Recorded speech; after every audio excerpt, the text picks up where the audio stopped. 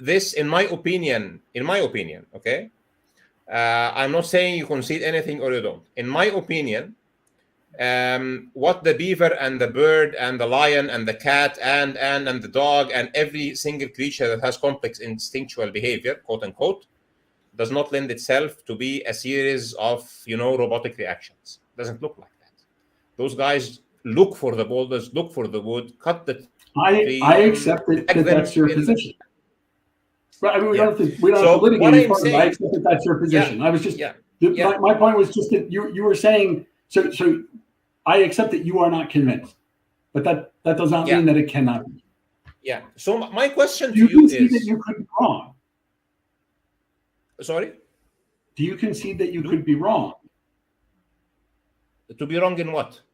You concede that I could be right. That it could be that the behavior is encoded in the genome. That's a possibility. Actually, during the discussion, I said, if it is found that it is encoded in the genome, I will be very surprised. But then I will ask the question, how did it get there? Okay, because this is not conversation. This is actually in my presentation. I said my problem is that the information exists in the beaver because it is acting upon it. It must exist in it. Now it's a living, complete beaver. It's in its brain. So the question now is, how did it get into its brain? So I have put actually one of two explanations. There's two. I agree. I agree with everything you're saying. You don't have to say. But there's two. But there's two things. Is what information? The information of the behavior is actually in the brain. But the other question is, what does the beaver know? Right? There's a concept of representation. The representation is, what does the agent know about its environment? But an agent does not have to have representation in order to act. Again, a single-celled organism acts. It responds in a cogent way to its environment, but it has no representation of the environment. I mean, some people would argue that it does because it behaves in a cogent way. But as far as we understand things and representation and wants and motivations, the single-celled organism does not have emotions. It simply responds. It has chemical pathways and it responds, right? So in this case, I actually do mean to say right. So that's certainly evolved behavior. That's directly the result of morphology. I agree. Now, to me, all of it is a result of morphology because behavior is implemented in neurons, and that's just morphology. So I don't see a difference between the structures that hold the information and a chemical pathway. It doesn't matter. It's neurological circuits. It doesn't matter. But which again is why we're looking at this differently, because I think that you're probably considering that there has to be something more than the neurons firing to the intellect. Yeah. So this is my question to you. Actually, I want to ask you. Yeah. Would you because we are here in this world, we will not see God. Okay. We will not see the supreme being. Otherwise, it will not be the supreme being, or he will not be the supreme being. We are here to infer his existence to our best knowledge and either accept it or not accept it. So my question to you is, Cliff, do you see a possibility that this information is coming from a conscious external source to the physical structure of the universe or not? Is it possible? I mean, a possibility, yes. I don't think it's likely, but I think anything is possible. Why? Why do I think it's possible? Why is it not likely? Why is it not likely? Why is it not likely? Because when I look at the way that the world works, because of the number of explanations that I have for things, the number of things that I feel that I have a handle on being able to explain, I don't need to bring in something external.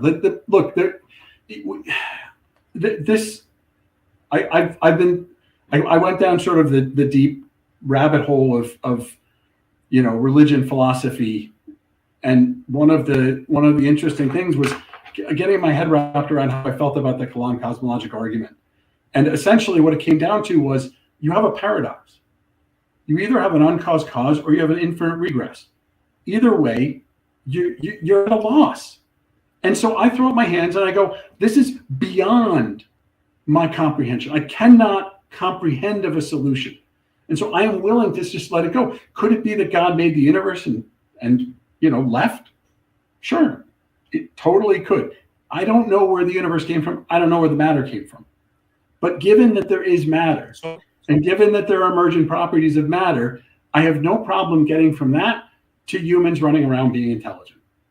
Right? I have no problem with that whole series of events. It's the initiating event. Yeah, I have no idea. And so, yeah, God could have done it. But God could also have his hand on the till, and he could be making decisions every day. And or God just steps in every once in a while and he tweaks things. I don't know. Could totally be, but I don't see a reason to accept it. Cliff, I just want to close here with two things. Number one, I had this very nice discussion with Dr. William Lane Craig about the Kalam cosmological argument. And he described it as one of the best one that he had, okay, or the most intense one that he had, or something in these lines. So that was very compact, like 90 minutes or 1 hour thing, So I might actually, since we brought it up, for everybody here to have a look at it.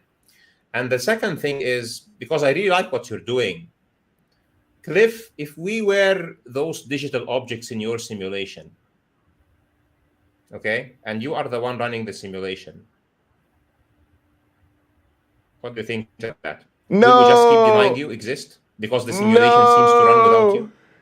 Yeah, well, actually, you have said the initial, because you have actually set the initial conditions. You ran the program, and you are actually watching, and you might actually even be intervening every now and a while to change the course of the experiment. But we would have no idea that you're doing it. To us, the computer program is just running, and things seem causal. But the actual thing is, information is flowing from you to science the system is wrong because now scientists those objects in the simulation, wait, hold on. They need to consider something is making this happen. You asked a question, and now you're adding to it. Don't gish and stay. I hate this. I'd like to wipe that guy's smirk right off his face. It's just ridiculous. Then I would think the appropriate course of action for them would be to say, look, I don't know how this universe got to be here, but it seems to follow these rules. We did our science. This is, if I eat the red food, I get this. If I eat the blue food, this happens. I don't know why. It just is. And so since I have no idea why, I can conjecture, I can hypothesize, I can philosophize, but I don't know where it came from. I'm not going to make something up because I don't have an answer. They would be wrong. But they would be wrong. No, they're not making anything. They're not making anything up. They're not making anything up. How can you be wrong if you don't make anything up? But they are factually wrong because you do exist and you are running the simulation. No, but they're not saying I don't exist. They're not saying I do exist. They're saying I don't know where the simulation came from. I just know I'm here and this stuff is here and I'm living my life. That's what I know. So and I'm not gonna. I'm not saying God doesn't exist. Yeah, but the problem is there is three positions here. Cliff does not exist. Cliff does exist. Well, we don't know. It's like 50-50 or something. Okay. But actually, it's not 50-50. No, it's not 50-50. We don't know. It's just we don't know. Okay, but actually, Cliff does exist. So the right position is Cliff exists. It is much more right than from their perspective. They have no evidence that Cliff exists, and therefore, I don't know is correct. They should not base their actions on my existing or not existing if they have no proof of it. So now Cliff wants to make you are those claiming. pictures. So what, from our perspective, I don't know whether God exists or not. You are claiming that God does exist, right? So you need to prove that to me. I'm not going to act as though God exists just because you said God exists. So I was raised Jewish, right? And so, I don't accept that God. I have people. Most of the people around me in Michigan are Christian. I don't accept that God. Then there's Islam. I don't accept that God. I don't accept the Greek gods. I don't accept the Norse God. Because I see evidence. Do I have all the answers? No, but that's no reason to make stuff up. So I just wanted to give this example because now if Cliff wants to send a message to the digital artifacts on his simulation, and he causes another digital object to behave in a certain way, that they can put all the right reasons why it is behaving this way, still following the rules of the simulation, but it's behaving differently. It knows where to find things from the outset. It collects this or that, and then the explanation is maybe this creature has been before us and it has evolved more than us, and they just keep on putting the same explanation for every phenomena that they see. It must be because this universe is this way all the time. If we didn't have inheritance and natural selection, I would be in trouble, but we have inheritance and natural selection. So we have a viable explanation. But what if God does exist and the critters in the simulation think I'm God, and now they're all going to hell because they've been looking at the wrong God? Yeah. So the point is, so the point is, if Cliff is going to punish those who deny his existence, I'm not going to punish them, but God would, because they would have wrong. They would have to have souls, and they would have it wrong. They should be me, false idol. I'm not all powerful. I'm just all powerful over them.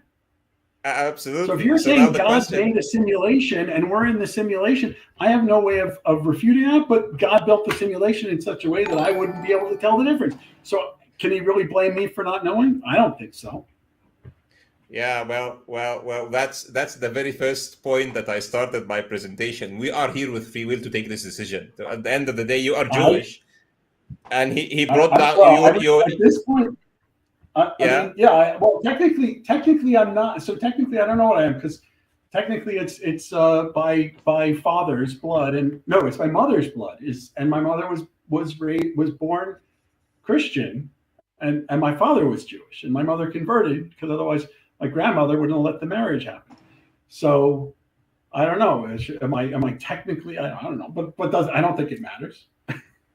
No, I mean you were exposed to the Jewish religion, for example. So he sent you the Jewish message. He sent me the Islamic message. Now you chose to be agnostic to your message. I chose to accept my message. But at the end of the day, each of us has taken a decision because a message has arrived. Now your position would be, I do not know if this message is a message. Maybe it's somebody who has fabricated. Okay. Yeah, that's what I was going to say. You would think it's a message. I think it's not a message, right? So, So I think the problem with this, Cliff, before we close, is that if you start with an ontological position of I don't know, you can actually put I don't know as the answer to everything.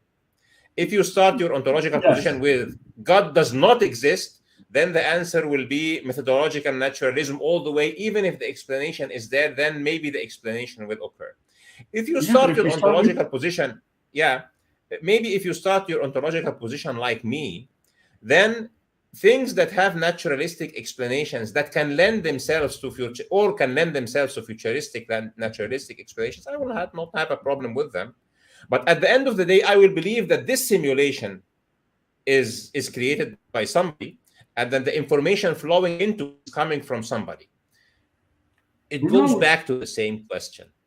I mean, I know. I mean, how it got started, I don't know, but I certainly would not blame my digital organisms for not knowing that I exist.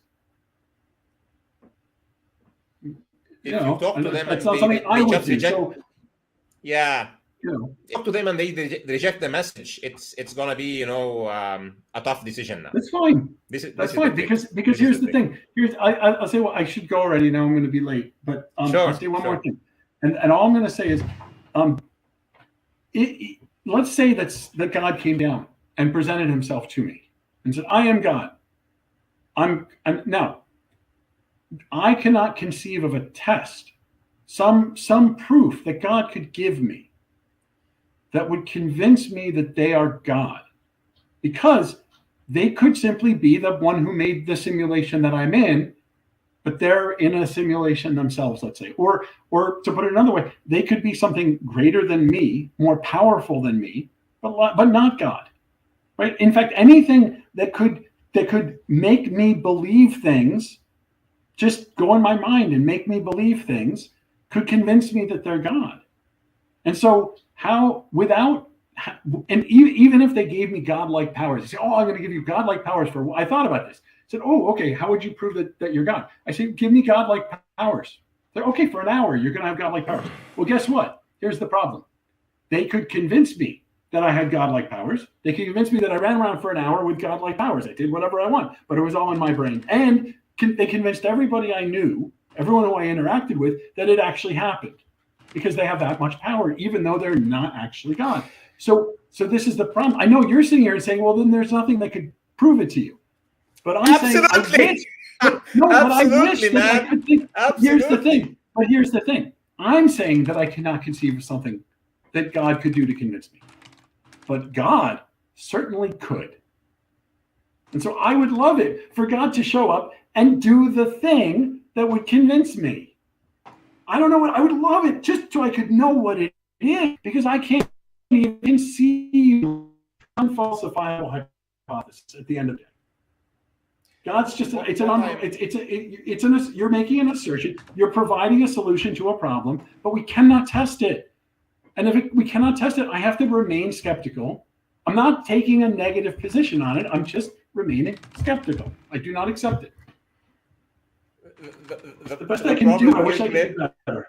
I doubted that this will be your position, because I have had similar discussions with agnostics and atheists. And at the end of the day, I ask them, what do you want? They say, okay, maybe God should show himself. And then they would say, but if they show himself, how can we know that he's God? Maybe he's playing, some other entity is playing with our brain. So my problem is, here is where the ontological position comes. The ontological position is skepticism all the way.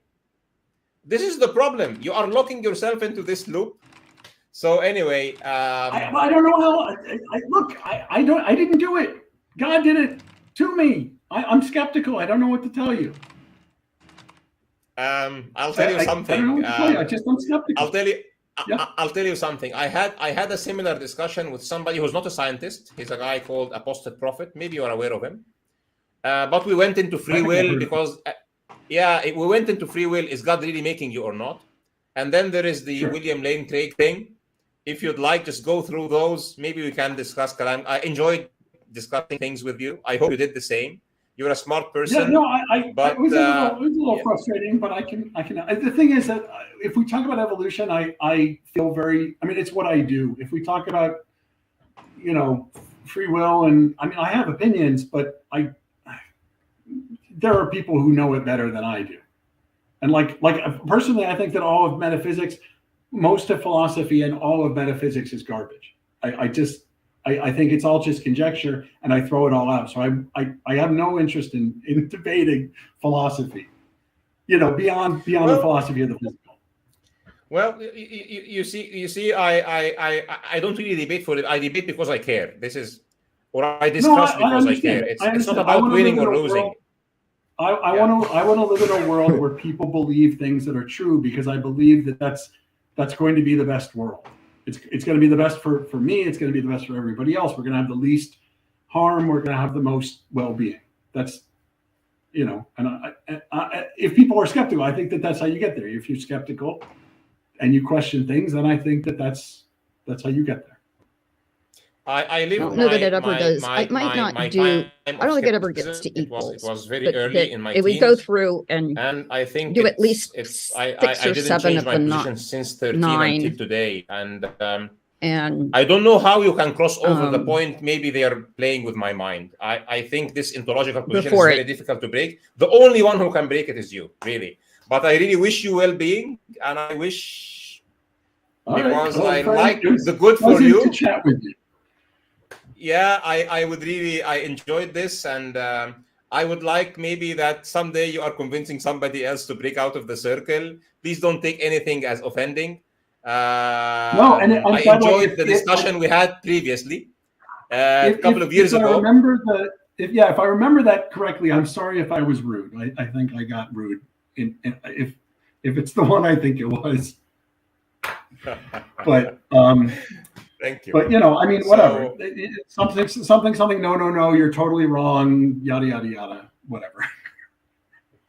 Don't worry. Now I have no hard feelings. I don't think our discussion was bad at all. It was quite scientific. But even in this discussion, I hope you all the best, and thank you for coming over to explain your point. I hope those who will watch this will have benefit. and see both points. And at the end of the day, we can just explain what we want to explain, and people can choose what they want to choose. So thank you very much, Cliff, for coming over, and I would be glad to talk to you again anytime, inshallah. Yeah, thanks for having me. See you again soon. Everybody who's watched this, share it. Tell me your opinions in the comment section. If somebody else who's a scientist, a philosopher, somebody who knows biology, biochemistry, physics would like to discuss this, please tag me in the comment section. I will be glad to host you and to share this with the world. We are here to make this, so let's them to the best of our knowledge. Thank you very much, Cliff, and thanks to everybody who's been here. I'll put the extra and... All right, gang, I gotta go. Come link up with us and gather. I'll be streaming live with my dad around 7, and then forget what's going on after that. At 9, we're gonna do an exclusive thing on my mom's church and gather.